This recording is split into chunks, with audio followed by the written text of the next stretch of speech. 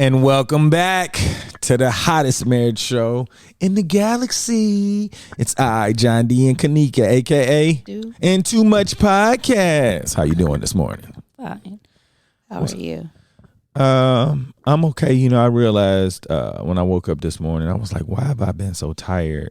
And I think that last weekend caught up with me from being up for almost 24 hours. Ooh, yeah. So I was still getting up pretty early to do what I needed to do. But when I went on the professional development, I went to bed at the right time, but I was still tired in the morning. I was like, something's going on. But this morning, I was like, I don't have to get up. And I didn't have anything to do. So I said, I'm going to figure it out today. So I'm not going to work tomorrow. I know I start back on Tuesday officially. So I'm going to just get my rest. Hopefully I take me a couple of naps today to get my life back together. I said a couple of them. You know, naps, they are everything in the whole entire world. They feel so good now in my adulthood. So I understand. You know, I don't really get a chance to do them. If I do, it's because it just happened. But I don't really typically want to take a nap unless I know I have to stay up at night or something. And then that's still hard. Yeah. Yeah. But overall, I would like to believe that I'm probably one of the happiest men in the world. And I feel like if there was some type of measuring system, then I would probably be in the top 3. Well, that's pretty big. Okay. I know it is. And what's so crazy is that I don't think people really believe how much I enjoy being in your company. Yeah, I'm a joy. You are. So what's on your brain today? I guess, you know, we had a weird couple of weeks because you know, Dallas and I were gone for his camp, and then we came back, and then you were gone for professional development out of town, and I had come up. You know how we always say absence makes the heart grow fonder, right? And even I remember when you had to stay in Abu Dhabi, and I was here. You used to say that to me a lot. Like, you know, I would get frustrated with things, and you'd be like, you know, absence makes the heart go away. It's okay. And other people would say that to me, too, to kind of, like, console me. But I didn't believe that absence made the heart grow fonder. And I felt like it was, like, out of sight, out of mind, right? It could easily be that as well. But, you know, I figured out I don't know why I'm always like looking at things that I've read, and I'll be like, what's the real story behind it? But absence, the saying is absence makes the heart grow fonder, but too much absence makes it wander. And that's what that was always my biggest concern. Like, I felt like absence, as far as, you know, a few days, even a few weeks or a few months, you might be like, I cannot wait to be with you. In the beginning of our relationship, we lived in different states. And so I'll be like, okay, every 6 weeks I will see you. Well, absence will make the heart grow fonder. But do you think that too much absence can make it wander? It just depends on where you are. I believe definitely for the average person in a relationship, it can make you wander because there's this particular there's a particular gift you want from a person you're in a relationship from. And if you're not getting it and you think you need it, you're going to look for it somewhere else if it's too long, because that's the reason why you're in a relationship, to not feel that way. Okay. So if you are in the relationship where you think whatever thing is important, too much absence can make your heart grow wander. Absolutely. And it's not intent to like find somebody. It's just that you're used to what something's supposed to look like and not feeling a certain type of way. But I feel like if you understand that nobody can really complete whatever you're looking for, it has to be in the person that you're interested in. A lot of times it's like physical intangibles that people feel like they need. Like, I'm in a relationship, so I don't have to feel that way. But it's deeper than that. So, and I learned that. I remember I said I can never do a long distance relationship. Yes. But I'm not gonna lie. Like, I think it's difficult for people to do what I was able to do, and not feel compromised. And when I say that, I mean, I'm thinking like I don't hear people talk like that about a relationship. Today I just made a post and I was talking about how, you know, when you, I guess when you like somebody, Mm-hmm. it's different. Like, is in the beginning, you know how to everything, you know, you'll do anything. Mm-hmm. And, you know, if you don't understand the point of the relationship, you will make it up for whatever you feel like it's supposed to be. Mm-hmm. Like, regardless of how the other person feels. Like, you could be head over heels for me, and I'm like, oh, I don't like all of that. You know, but it's like an agreement. Like most of the time relationships fail because they don't know how much effort it actually takes to be in a successful relationship. And it's not even difficult because what people think. It's difficult because y'all haven't talked enough. If you talk enough to a person, you'll know what they like and what they don't like. And if you like them enough, you'll try not to make them feel so they don't feel that way. You know what I'm saying? But if you don't care about it, like, look, this is who I am. Yeah. Like, I feel like you haven't conversed enough to feel like the relationship's worth it. So with that being said, if you are not comfortable within yourself or you know who you are, you don't know how to ask the right questions to a person, you're going to be attracted to things that everybody else think is important.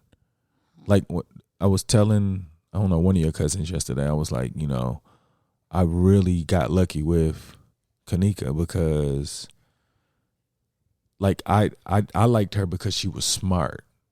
Like the things that people like even I remember when you was like, you know, these other women are so pretty, and I was like, you know, they are, but they have to have a certain element. What if you like get hit by a bus just in your face?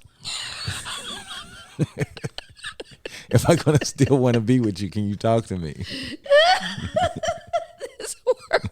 It is, but I'm saying like I've grown to the point where I bet on you being smart enough for us to have productive conversations. Okay. Yeah. You know, and I feel like even like when I came back and I told like even after like being gone a year and a half, right? Mm-hmm. And coming back, I wanted to talk to you all the time. He was like, no, that's too much. Oh my God. Because I was a horrible communicator. It wasn't because, like, if I was a great communicator, you would have enjoyed talking to me. Yeah. But being that I was a poor communicator, he was like, if I have another conversation with you today, Hey. like, let's just take a break, okay? Oh my God. Let's let this absence make this heart grow fonder, sir. Yeah. So, but that's what I'm saying about Oh, relationships, though. If you don't have enough conversations, you don't know what boundary you're crossing because it's too difficult to know what people's gone through if they don't tell you. Mm-hmm. And, you know, a lot of times you don't know to bring up something unless the moment is there, you know? So I do believe it can make it wander, but if you understand who your person is, you wouldn't allow anybody to be able to break that. Like if you truly understand, you're like, well, there's nothing this other person can give me other than heartache if I lose this one. Mm. But you have to be able to believe that. And I don't think like most people know that relationships can get to that point.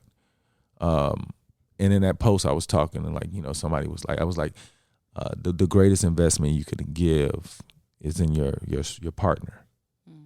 Because like he was trying to say that he was trying to figure out if God should be more of a commitment. I was like, well, I know people that don't believe in God still want a great relationship. And I know people who believe in God and can't get a great relationship. So at the end of the day, it has nothing to do with your relationship with God. It has everything to do with how you're going to approach and communicate effectively with the person you want to be with. because I don't think I've ever wanted to say something to hurt somebody's feelings unless they hurt my feelings. You know. And now I'm able to recognize that I can be more mature. Like, why did they call me that, or why did they feel this way, and not throw the stone back. Yeah. You know. So yeah, I do. I believe it can for some people, and young relationships. Like I don't feel like they should get in. Like I think they should have the feeling that you felt like you should have dated more when you were younger, because I think everybody has the potential still in your heart. It just depends on what you're interested in and about them, in them, if it's worth going that far. Because I think that if you didn't meet me, you were going to find somebody that you were interested in, and you being the type of person you were was going to make the relationship work. And hopefully they knew that they were who they had, where they could give you what you wanted. You know what I'm saying? So I think the conversation piece is the most important part of the heart growing fonder. That's the hook. Yeah. Okay. Yeah. Like I think if your heart's gonna wander, y'all don't have really good conversations. You like wandering. You're not wandering for no conversations. Yeah. You know what I'm saying? So it's not like you, we're not talking anymore. She's so far. You're talking every day. So why are you wandering? Because there's a certain expectation that you think should be fulfilled that's not being fulfilled. Well, that's in my that's the way I look at it. I hear you. So what about you? And you know, I've been the type of person that if you had my heart, it didn't matter if you were a mile down the street or 1,000 miles or 1,000,000 miles, you know? So, and I was literally, like, people used to wonder about me in grad school. You were in Orlando, and, you know, people might have expressed interest, and I had absolutely no interest in, like, I literally was at that school to get that degree. Look at God. Shut up.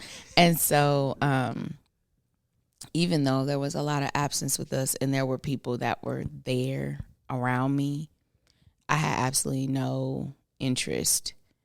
So there must have been something that was snagging me but I feel like I'm just that kind of person where if you're my person, then that's all there is to it. But I guess I can't necessarily say that. I remember in high school, I had a boyfriend. He was 2 years older than me, and we were together his senior year.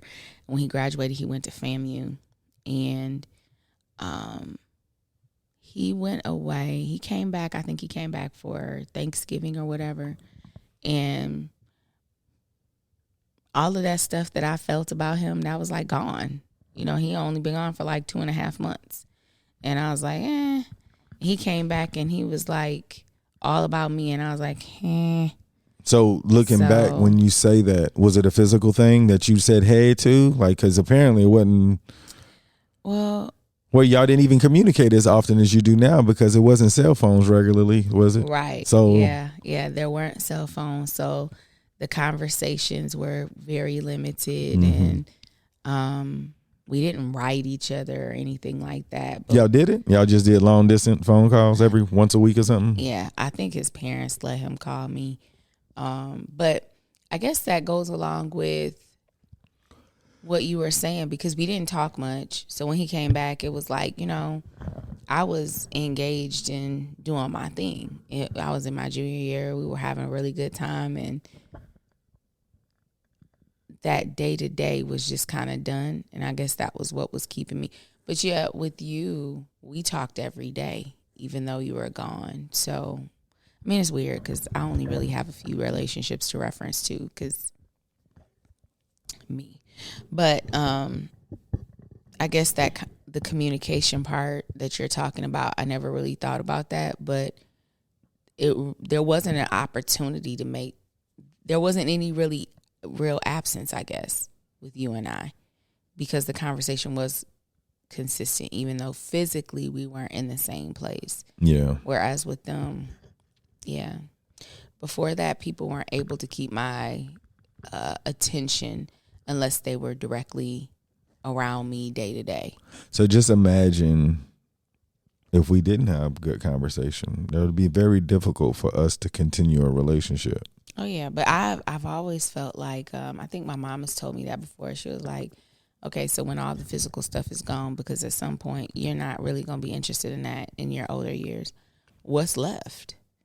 And I was like, yeah, you know, it's true. So what's disappointing to hear about that is that you had this information well before us, and you never said, hey, John, you know, we're not going to be doing this sex thing, you know, for all of our lives. I know, we'll be 85 years old. And you look, no, but our neighbor, she's so funny. She's like 71, 72 or something. She said, she was talking about her husband. She said, he won't keep his hands off me. And I'm like cracking up. She said, she said, there's nothing I can do for that man to not want to have his hands on me somewhere. And I was cracking up, but their daughter lives with them. So she was like, you know, we can't, you know, it's easier to keep him at bay. But she was like, you know, I laugh because I'm like, I guess when you're younger, you think that age is so old.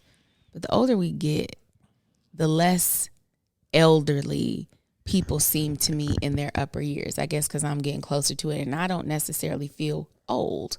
So it just made me giggle. But I guess when I was younger, my mom would be like, when you're 85, ain't nobody worried about that. Are you still going to be able to talk to them? And she's like, that's the value of having someone that's your friend. I didn't understand that before, but me neither, but I definitely wanted that. Yeah, I wanted a friend. Oh, I didn't want that. Oh. Remember, I didn't think you could. Well, I thought I could be a friend. I didn't think you could be my best friend. Yeah. John is a weirdo. So. Yeah, I didn't know how I was supposed to. Like, you know, looking back, I was like, gosh, I was really trying to like live my life with a set of rules that nobody's gonna follow but me.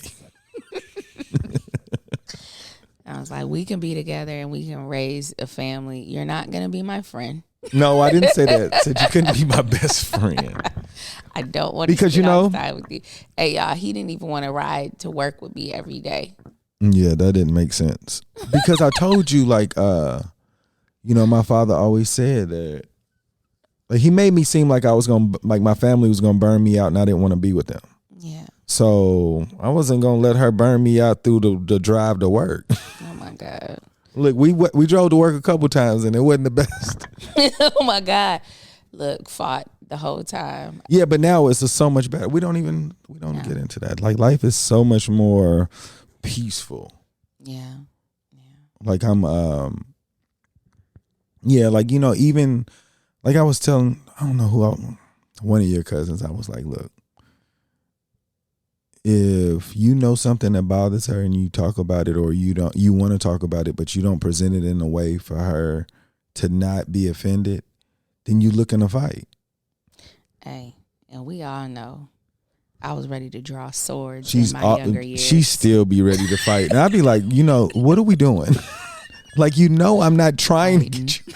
It's like, you know, the way you said this, but you know, I'm working on that, right? Yeah, but just know the sword was coming out of the sheath. Yeah. You know, so I mean, like, that's why I said this relationship thing. I think that we found something that could really change, like, the way people approach relationships. Because I don't know if you had days where you weren't looking forward to me. Absolutely. All right. Well, I didn't have those days. But I didn't have days that I was looking forward to you either. Right. Like, I just knew you were going to be there. But now I look forward to the interaction. Well, the days I was definitely not looking forward to seeing were like the days after one of those disagreements that just never got resolved. And it was like, ugh, I'm about to see. And then it's like, if he tries to bring it up to solve the problem and makes it worse, I'm probably going to like choke him. That would be my, the days I know it was something that I did. I'm not tripping on that. Usually the days, I mean, I always look forward to seeing you. See, I didn't. But that's what I'm saying. Like, I knew you were going to be, like, now, like, I was like, wonder what we're going to talk about today. Like, I wonder what we're going to do. Is there something They comes in my mind immediately. Well, I'm good now, but yeah, before it used to be, it would be painful to think of, could this conversation get worse? That's what this day may be for me today, and I have to brace myself and be ready. But yeah, now, I mean, I'm better at understanding that you're not trying to fight me. Ever. But that's what's so crazy is that I can tell you that there's nothing that makes me want to fight. I literally want us to understand what each other's talking about so that we could be like, oh, and then we move on. But you be like, you know what? You didn't mean it that way because you said it this way. And that's what I know it as. Look, all I'm saying is when you said this is how I felt. And I really feel like I say it for future references, but I'm still mad at the current situation. So, yeah, but I'm better at that. So, when you were gone, the week you were gone to Detroit, how did your heart feel? Did you feel anything different, or were you just like, you just wanted to be at home because this is your place? Did it have anything to do with our relationship? Well, it felt weird because we weren't talking throughout the day. Because you were working, which while you've been working, it's like when you come home, then we're like constant from when you're, until we go to bed. But being there, it was really different because Dallas and I, we were staying with a family friend. And,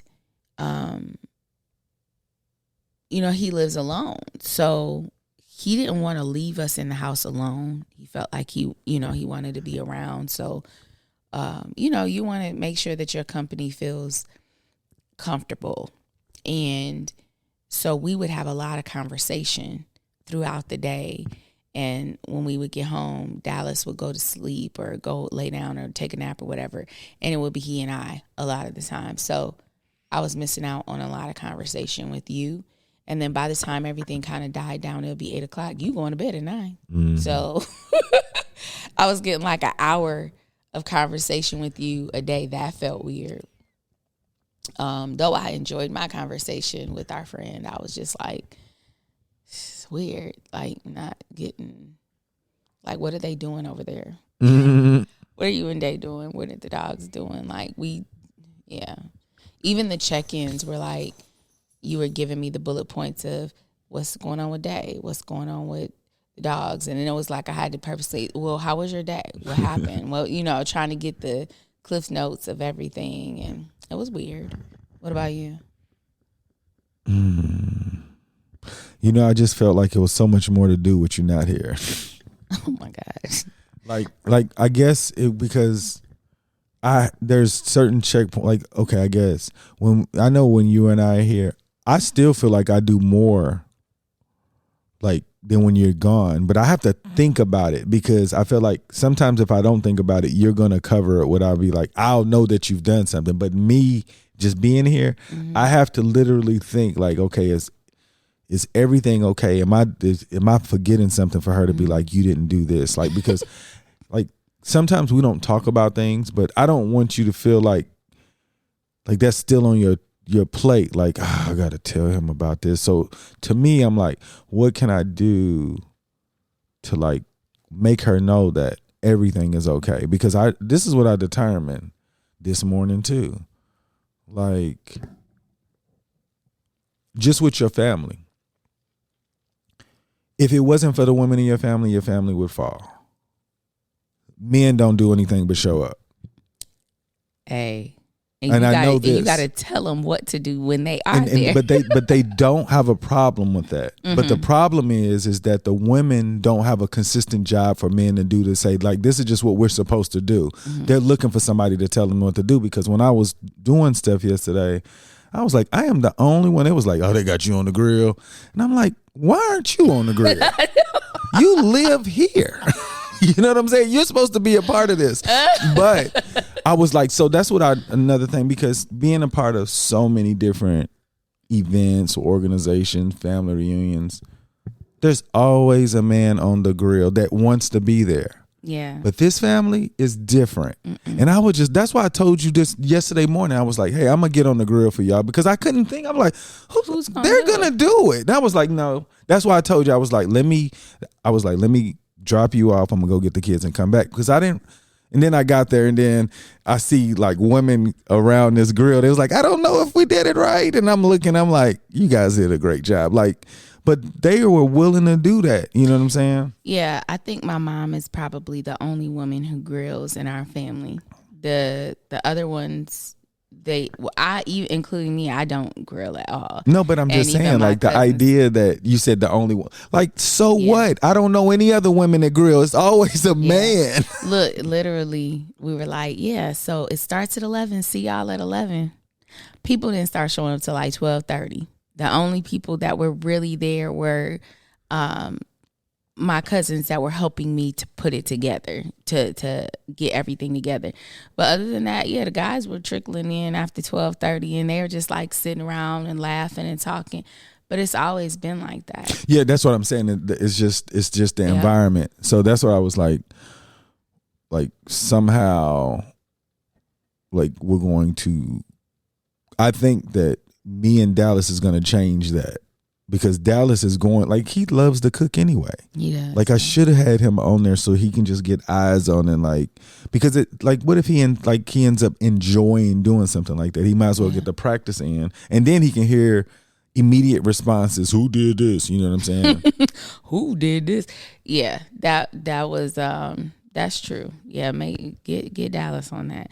Because it's weird because growing up, I remember my dad used to grill at my house, but I don't think at the family reunions he did. There was nobody who did. I mean, we even have like older guys in our family. The only people that I would think that would do it are the older ones. And the only reason why I feel like they wouldn't do it is because they're older now, but nothing was ever handed down. No. So like I've never seen like our oldest cousin, I've never seen him touch a grill. He's always been there with a mouthpiece. That's him. He's talking the entire time. But so like just I'm going to put it out there. Yeah, like if I'm there, I don't think anybody should have to grill.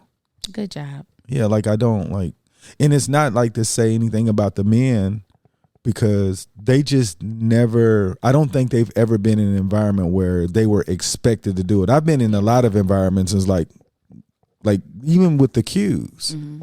The youngest man on the grill, and then the youngest Q, like, you know what I'm saying? Oh, really? Yeah, like everybody's gonna learn how to grill. And if you burn it on your first time, you're in trouble. So, but yeah, like, I mean, typically you're gonna know somebody over there that wants to grill. Mm-hmm. So like somebody was like, hey, you got to do this. I remember like older bros like took pride in like, flip it, you know, don't flip it too soon. You're gonna tear the meat up, and you know, so it's just like, hey, sometimes, you know, you got different kind of people, so you want to just kind of stagger it. So this is, you know, and I was like, but you wouldn't know that unless you've had that exposure. Yeah. And I definitely had, but I will accept that responsibility. And plus, it wasn't even that much. Like, I mean, it was a lot of food we cooked, but it wasn't. It was just hot dogs and hamburgers. So it don't really take. Yeah, my mom did the ribs the day before. It don't take too much time for. Yeah, like, I mean, I couldn't do ribs because I don't know how long it was supposed to be on there. I can do some chicken, hamburgers, and hot dogs. Yeah, and possibly some fish. But yeah, I want it to be like where people accept responsibility, so it can move a lot smoother. Like yesterday, I felt like I didn't expect this weekend to move as smooth as it did. And not saying that I expected a catastrophe or anything. I just didn't think that it would look like that. It was pretty good. You guys did a really good job, specifically you. But there are some things that we definitely need to talk about because I feel like you don't treat your family like when you're at work. Like people at work know who you are. Yesterday, they would never know how you operate at work. Everybody did, like even the way you were presenting information, it just looked like it was a joke. Like you like, everybody put the cans in it. I was like, First of all, like if you was at work, you would like, I need everybody to be quiet, please, or lower your voices. From now on, I would like for you to put it was all a joke. And I was just like, nobody's taking you serious for real. Look, because, I don't want to be the same person I am at work. It ain't about that, but I feel like when you want something done, they need to know what a firm is. Yes. I probably should have gone to every table and say, hey, I ain't playing with y'all. I need you Not to do even this, that. this, You this. wouldn't say that to your workers. Yeah. I'm just saying, saying it to the point where like, I need this done. If we're going to do this, there's certain things that just need to make it a lot easier for me. I can't stop everything, but you can put that in this container. Yeah. Well, I guess I feel like when I'm with my family is really fun for me. So I don't ever really, it doesn't. But when you're running it, I feel like you got to orchestrate that business part so you don't get mad and not want to do it again. Yeah, that doesn't occur to me because I like to enjoy my family. The idea of being business-like just doesn't correlate with me being with them. No, I guess it's more so just like procedures. And I understand if I'm going to have fun, certain people need to follow procedures because if they don't, you probably won't have fun this way again. Yeah. He's like, you know what? This is my last year. I did all I could. I can see this isn't working. Because y'all threw away all my deposits. Look, I was in the trash pulling out cans. I was in there with you. But you got to live and learn. Now I know I'm going to have a board and I'm going to take the different things these go into this being. Like, yeah, there were a lot. I have like, even there are some cousins that I don't know if they literally, I wonder in a business environment or wherever they are, do they talk at full octave, like full volume? Because it's just, they are so loud. But yeah, everything, I like to keep everything as light and fun as, fun and games with my family when I'm with them. I don't think in the form of, business and procedures and stuff, just because that I'm not work Kanika when I'm with them. Who they see at work and what I have to do at work, that's literally reserved for that space. And when I'm not there, I don't want to feel that way. I want to keep everything like, I get what you're saying. I just I don't want you like, but people get taken advantage of all the time because they don't know the boundary. Mm-hmm. And I don't want you to, because I felt like if people know the expectation, you'll keep doing it. Mm-hmm. But if you feel like you're not being appreciated, the family's gonna hurt. Hey, I tell you what though, I had a couple family members. They were doing deposit work for me. They were like, look, they got to the point where they was putting the plastic water bottles that don't even kind of went in there. I saw that. I was like, Dave was like, why are they putting the water bottles in here? I was like, they just making sure. I ain't gonna make no mistake. I'm just gonna put everything in here because certain states they don't get deposits back. So I was like, I need y'all to know this is like $15 worth of stuff. Just put it in here. But yeah, I saw that they start putting everything in there. That's fine. That I'm all right with that too. We can recycle those and recycle. That's fine. Yeah. So it's cool. No doubt. Anybody want to give a shout out before we get out of here? No, I'm feeling pretty. No, not today. Yeah. Shout out to all the educators who are back to work or about to start work. Thank you all. And shout out to you guys that want to make a difference purposely. I think a lot of you guys, and I'm calling you guys out, and then I'm going to get out of here. A lot of you guys think because you're in education, you're doing everything you can. You can be a better teacher. Don't just take it for granted because you're in there. Like, act like your kid is in the classroom. And I know a lot of teachers don't act like their kid is in the classroom, but will go off on their kid's teacher. So just keep that in mind. We do appreciate you being a warm body in the classroom, but the kids will appreciate it more if you go with the intent of giving them everything you can for them to be successful, because all they want to do is talk about the teacher that changed their life. Y'all make today better than yesterday. Don't worry about anything you can't control. GATA. Get after that action, or that action will get after you. Be great on purpose. Boom.